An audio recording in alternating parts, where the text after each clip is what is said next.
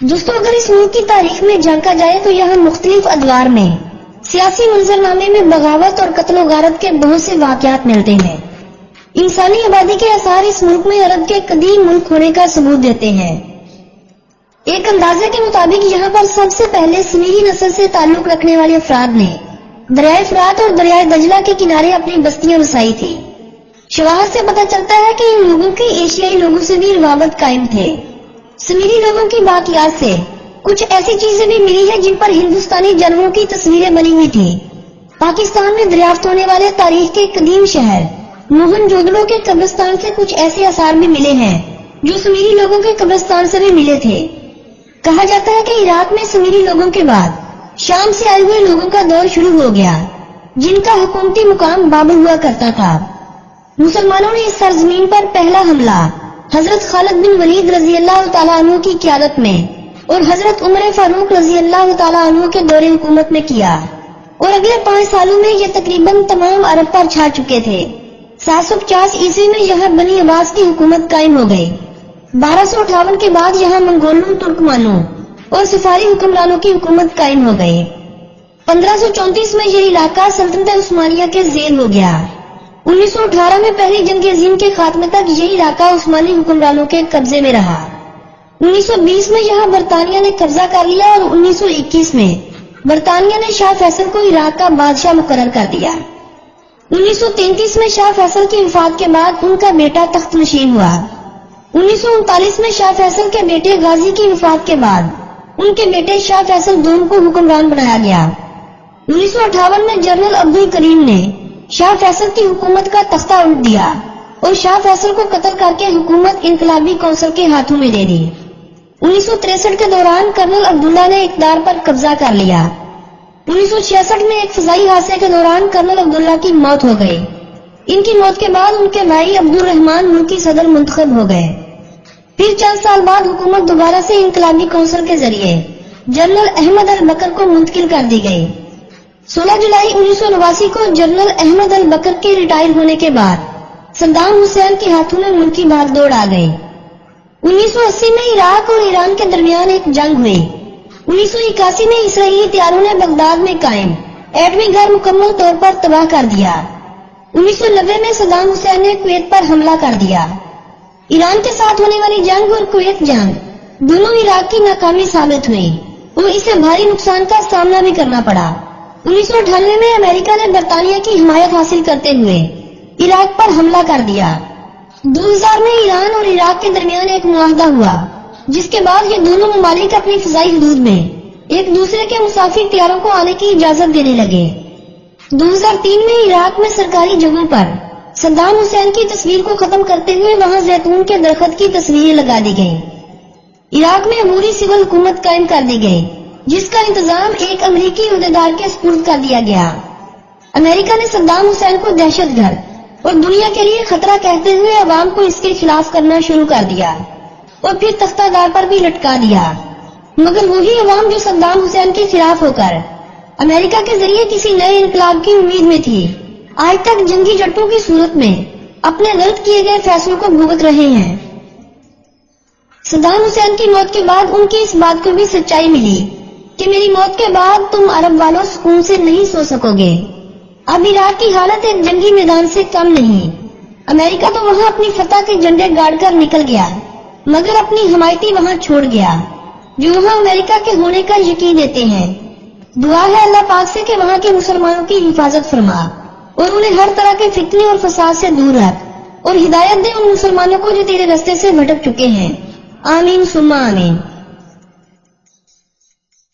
دوستو عراق کا مکمل اور سرکاری نام جمہوریہ عراق ہے۔ اس ملک کا نام عربی کے لفظ العراق سے لیا گیا ہے۔ اس نام کا استعمال یہاں 6 صدی سے پہلے کا ہوتا آ رہا ہے۔ اس ملک کا کل رقبہ 4,33,072 مربع کلومیٹر ہے۔ اس ملک کا 89.9% خشکی جبکہ 1.1% رقبہ پانی سے بھرا ہوا ہے۔ اپنے رقبے کے اعتبار سے اس ملک کا شمار پوری دنیا میں 58ویں نمبر پر ہوتا ہے۔ اس ملک کی آبادی 3,72,02,000 افراد کے لگ بھگ ہے۔ آبادی کے حوالے سے اس ملک کا شمار دنیا بھر میں 36ویں نمبر پر ہوتا ہے۔ بغداد اس ملک کا دارالحکومت ہے۔ جبکہ اسی شہر بغداد کو اس ملک کا سب سے بڑا اور عظیم شہر ہونے کا اعزاز حاصل ہے۔ عراق کا پرچم 3 رنگوں سرخ، سفید اور سیاہ رنگ پر مشتمل ہوتا ہے۔ اس پرچم پر اللہ اکبر تحریر کیا ہوتا ہے۔ اگر ہم اس ملک کے محلِ وقوع کی بات کریں تو اس ملک کے مشرق کی جانب ایران، مغرب کی جانب اردن اور شام، شمال کی جانب ترکی اور جنوب کی جانب سعودی عرب اور کویت آتے ہیں۔ اس ملک کو کسی بھی اطراف سے سمندر نہیں لگتا۔ یہی وجہ ہے کہ اس ملک کا شمار ان 43 ممالک میں ہوتا ہے جنہیں اطراف سے سمندری حدود نہ ملنے کی وجہ سے زمین بند ممالک یا لینڈ لاک کنٹریز کہا جاتا ہے۔ دوستو، اس ملک کے نڈر اور بے باک لیڈر صدام حسین، جسے عراق کا آخری بادشاہ یا صدر بھی کہا جاتا ہے، جسے امریکہ کا حکم نہ ماننے کی وجہ سے پھانسی کے تختے پر لٹکا دیا گیا تھا۔ امریکہ دنیا میں جن لوگوں سے خوفزدہ تھا ان میں کیوبا کے لیڈر فیدل کاسترو، لیبیا کے صدر معمر قذافی، عراقی صدر صدام حسین اور پاکستانی صدر ضیاء الحق شامل تھے۔ یہ وہی لیڈر تھے جنہوں نے اسلامی دنیا کا نقشہ بدلنے کی ٹھان لی تھی۔ امریکہ کو اپنا وجود خطرے میں نظر آیا تو انہوں نے مقامی غداروں کو ساتھ ملا کر ان سبھی کو موت کی ابدی نیند سلا دیا تھا۔ اسلامی دنیا کے یہ شیر جن کے بارے میں آج زیادہ تر لوگ یہی کہتے ہیں کہ یہ سب شیر تھے اور شیر کبھی مرتے نہیں، اللہ پاک ان سب کو شہیدوں میں شمار کرے۔ صدام حسین کے وہ کئی الفاظ صدام حسین کے بعد تاریخ کی کتابوں میں سنہری روپ سے لکھے جا چکے ہیں۔ صدام حسین نے عربوں کو مخاطب ہو کر کہا تھا کہ جب تک میں زندہ ہوں تم لوگ آرام سے سوتے رہو، لیکن جس دن میں چلا گیا تمہاری راتوں کی نیند اجڑ جائے گی۔ صدام حسین کی کہی اس بات کی زندہ مثال عراق، یمن اور شام کی موجودہ حالت ہر کسی کے سامنے ہے۔ دوستو، اگر ہم اس ملک کے دلچسپ حقائق کی بات کریں تو یہ ملک پوری دنیا میں تیل کے ذخائر رکھنے والا تیسرا بڑا ملک ہے۔ کہا جاتا ہے کہ دنیا میں سب سے پہلے پہیے کی ایجاد بھی اسی ملک میں ہوئی تھی۔ 1 گھنٹے میں 60 منٹ اور 1 منٹ میں 60 سیکنڈز ہوتے ہیں، یہ تو آپ سبھی جانتے ہوں گے، لیکن آپ کو یہ بات جان کر شاید حیرانگی ہو کہ اس بات کو دنیا کو بتلانے والا بھی عراق ہی تھا۔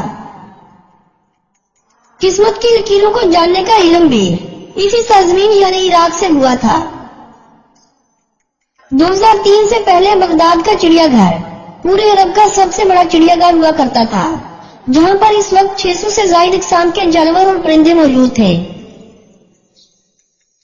آپ نے علی بابا کے موضوع پر بنی فلمیں یا لکھی ہوئی کہانیاں تو ضرور پڑھی ہوں گی، مگر آپ کو یہ جان کر شاید حیرانی ہو کہ اس کہانی کو لکھنے والا بھی ایک عراقی ہی تھا۔ دنیا میں سب سے زیادہ شہد کی مکھیاں پالنا اور ان سے شہد حاصل کرنے کا سہرا بھی اسی ملک یعنی اسی ملک کے شہریوں کے ساتھ جاتا ہے۔ دوستو، کہا جاتا ہے کہ خلیفہ بغداد مامون الرشید کی شادی کے موقع پر محل کی چھت سے چھوٹے چھوٹے سوراخوں کے ذریعے قیمتی ہیرے برسائے گئے تھے۔ کہا جاتا ہے کہ ان ہیروں کی قیمت آج کے پاکستانی روپوں کے حساب سے 20 کروڑ 85 لاکھ بنتی ہے، یعنی 20 کروڑ 85 لاکھ روپے اس وقت آئے ہوئے مہمانوں پر برسا دیے گئے تھے۔ عراق کا قومی جانور بکری ہے، جبکہ اس ملک کا قومی پرندہ چکور ہے۔ سرخ گلاب اس ملک کا قومی پھول کا درجہ رکھتا ہے۔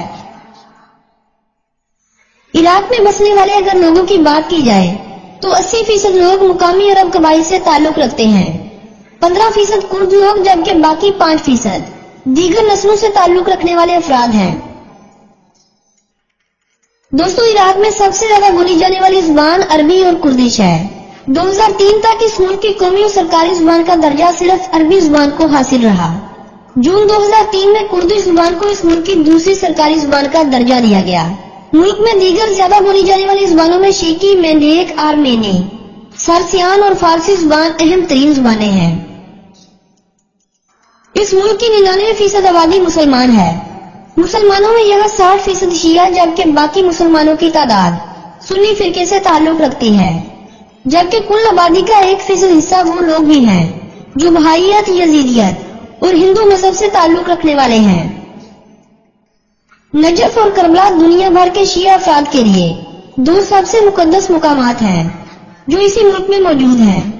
اس بات کا یہ ہرگز مقصد نہیں کہ دیگر فرقوں سے تعلق رکھنے والوں کے لیے یہ اہم نہیں، یہ وہ مقامات ہیں جو ہمیں حضرت حسین رضی اللہ تعالیٰ عنہ کی شہادت کی داستان سناتے ہیں۔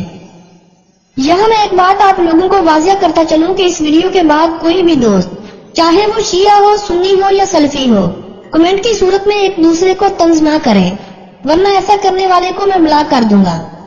تفرقہ بازی نہ پھیلے، اسی وجہ سے میں نے اس ملک کی اسلامی تاریخ پر بھی زیادہ بات نہیں کی ہے۔ دوستو، عراق پر لگائی گئی تجارتی اور اقتصادی پابندیوں کا ایک بہت برا اور گہرا اثر وہاں کے تعلیمی نظام پر بھی پڑا تھا۔ ملکی حالات اور وہاں بدلنے کی وجہ سے اس ملک کا شمار عرب کے سب سے کم تعلیم یافتہ ممالک میں ہونے لگا، وگرنہ صدام حسین کے دور میں حالت بالکل مختلف تھی۔ لیکن آج اس ملک میں تعلیم کی شرح 40% تک آن پہنچی ہے۔ عراق کا زیادہ تر علاقہ ریگستانوں پر مشتمل ہے۔ دریائے فرات اور دریائے دجلہ کے قریبی علاقے عراق کے سب سے سرزرد علاقے شمار کیے جاتے ہیں۔ عراق کی سب سے زیادہ آبادی والے شہر بھی تقریباً انہی دریاؤں کے کناروں پر آباد ہیں۔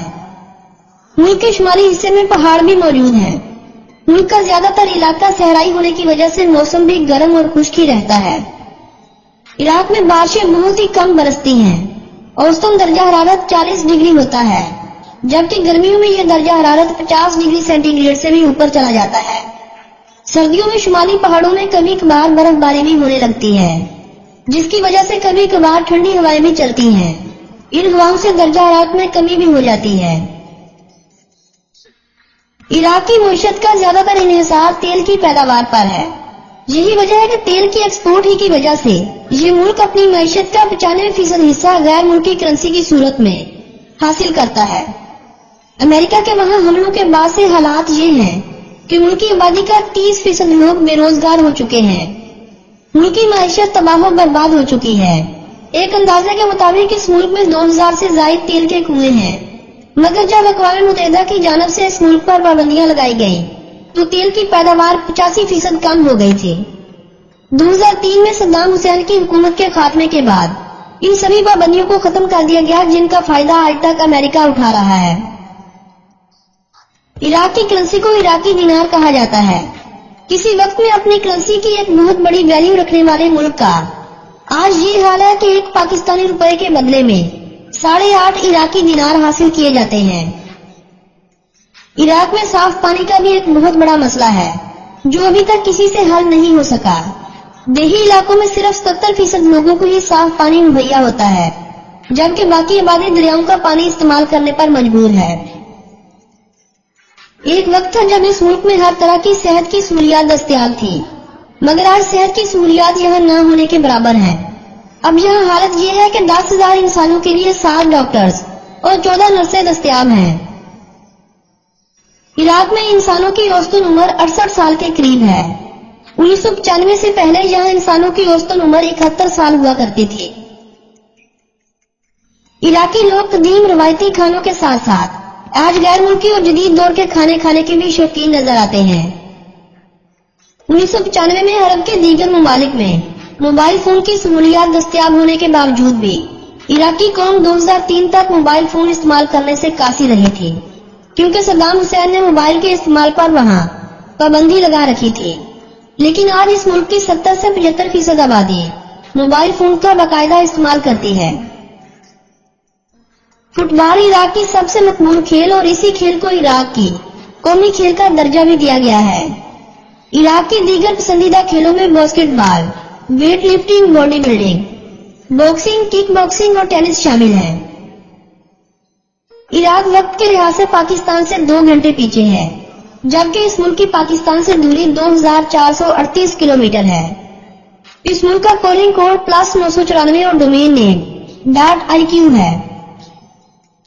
اگر آپ پاکستانی ہیں اور آپ اس ملک میں سیر یا زیارات کی غرض سے جانا چاہتے ہیں تو اسلام آباد میں موجود عراقی ایمبیسی سے ویزا حاصل کرتے ہوئے آپ اس ملک میں بآسانی جا سکتے ہیں۔